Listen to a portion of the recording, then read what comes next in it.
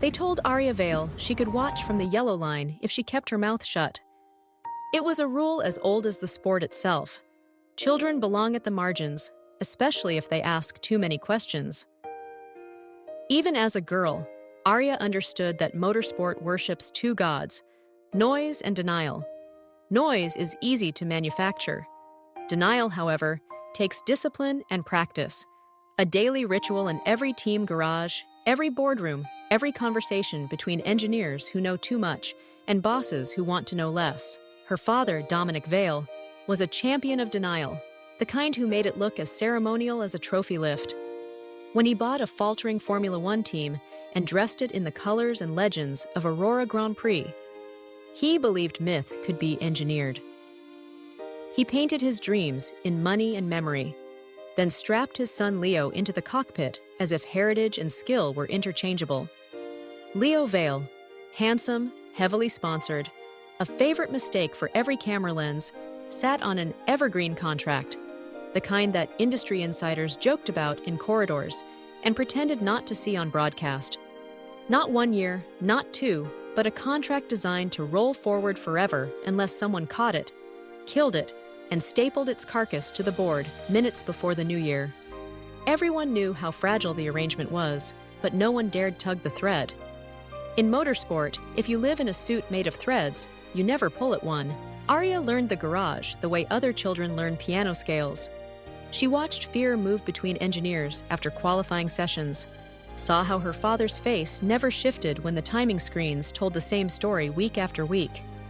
Whatever the teammate managed, Leo was always one step behind. A tourist in every second sector, a rumor in the braking zone, a ghost in the data. The team did what all teams do to survive: transform problems into virtues. "We're building," Dominic would say, as if that word was a parachute.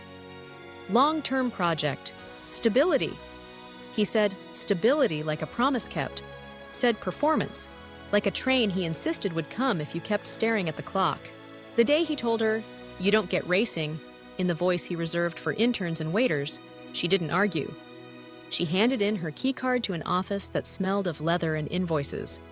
She moved to a flat above a minicab office where the lift hummed in a minor key and started working on things no one blogs about: warehouse middleware, dull accounting software, a shipping analytics firm that made ocean freight less of a slot machine. Her first shell company was called Northlight, after pinholes in a map above her desk. Reykjavik, Oslo, places where the sky refuses to be ordinary. When people asked what she was doing, she always said, "Not much." When the papers wrote about Dominic Vale's visionary stewardship of Aurora Grand Prix and his luxury conglomerate, High Fusion Brands, a stitched-together temple of watches, athleisure, and designer licensing, they never mentioned his daughter. Arya preferred it that way. The best place to hide is inside someone else's story. When money got tight, Aurora's car started acting allergic to slow corners. The team missed its points target. Sponsors smiled through clenched teeth. An insurer sent a letter that said everything but no. The finance team renegotiated with bankers, who had lost the habit of saying yes. Trouble crossed from Aurora to High Fusion, which had guaranteed chunks of Aurora's debt to maintain the family myth. Arya started buying the trouble. Winning doesn't require headlines, just covenants no one read when champagne was free. A revolving credit facility here, a vendor finance agreement there, an odd tranche of venture debt that changed owners 3 times in 6 quarters.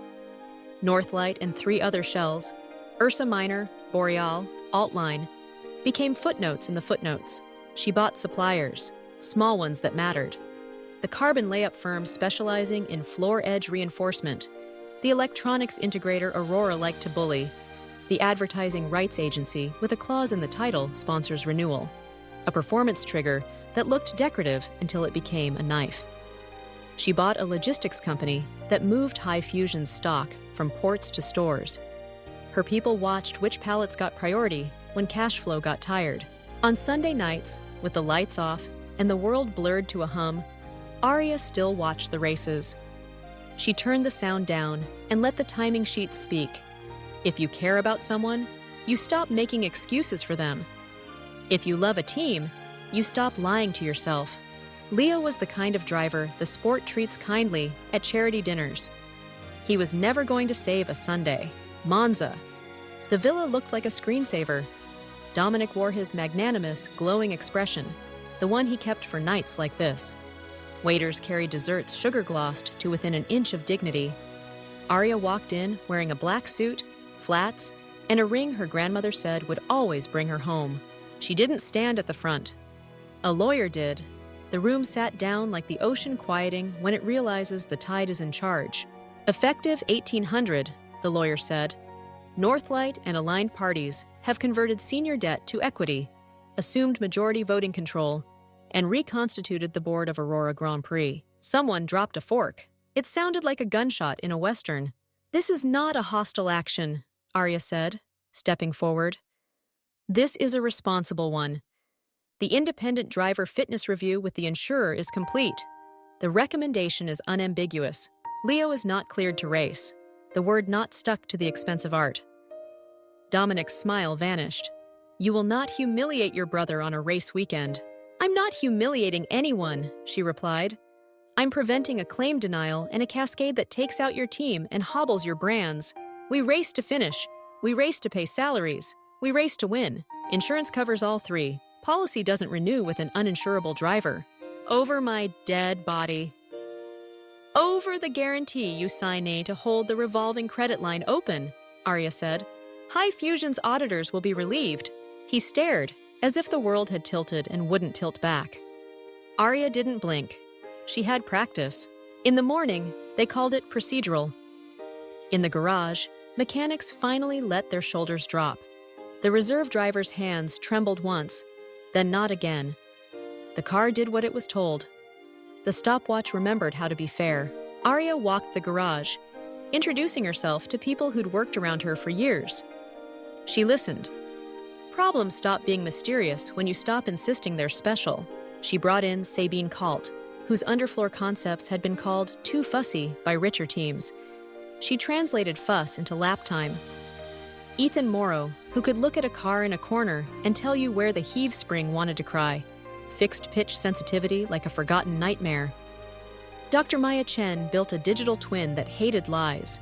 Every update lived through it before touching daylight. Javier Coimbra ran operations, making trucks arrive on time, which meant he had all the power. Her memo was 7 lines. We stop selling dreams and start selling Delta. If it wins on Pinterest and loses in Parabolica, bin it. Every change must buy a 10th on Saturday and tire life on lap 35. Tie genius to tests, not vibes. The car belongs to data. The culture belongs to people. Nobody touches the drivers. Proof beats pride. The memo appeared everywhere, taped inside flight cases, in Slack statuses. The new livery, obsidian with a quiet teal line. Sponsors felt shiny, mechanics felt respected. She signed Sofia Bianchi, with a clause that sent money to her karting track. Sofia didn't audition for cameras. She gave feedback like facts. Rear limited in the long stuff, add local load, leave camber.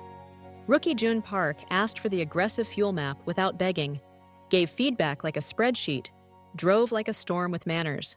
High Fusion brands felt Aurora's appetite like a bruise you keep forgetting about. The bank wanted Aurora's insurer to sign off before advancing funds. Someone grumbled in an email that Arya found. She solved it.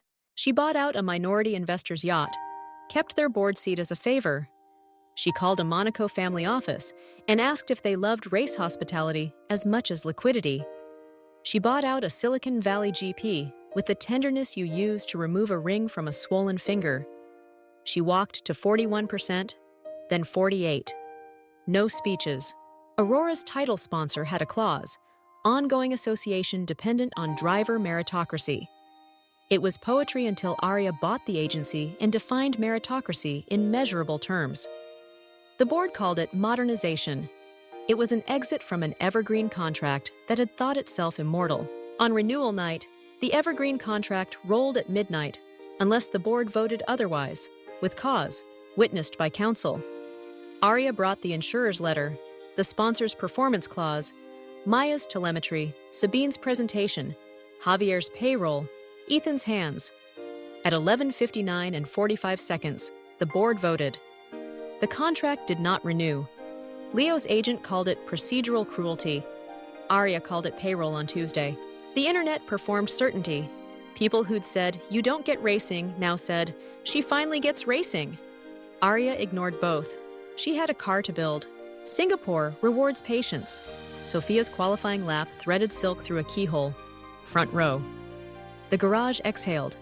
Pit stops clicked at 2.3 seconds. Maya's heat map predicted the leader's left rear would surrender. Javier's cadence put Sophia on fresh rubber at the perfect moment. Safety car, restart. Sophia fainted, took what dignity leaves behind, and when the radio said, "That's P1," she just said, "Copy." Podium.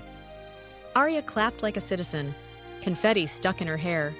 The camera found her anyway. After midnight, Dominic walked into the quiet garage. "You humiliated your brother," he said. Tired of using the same weapon. "I protected 1,000 jobs, and the company that pays for your reflection," Arya replied. "I did what you said I couldn't. I get racing. You always wanted to beat me." "No." She let the words settle.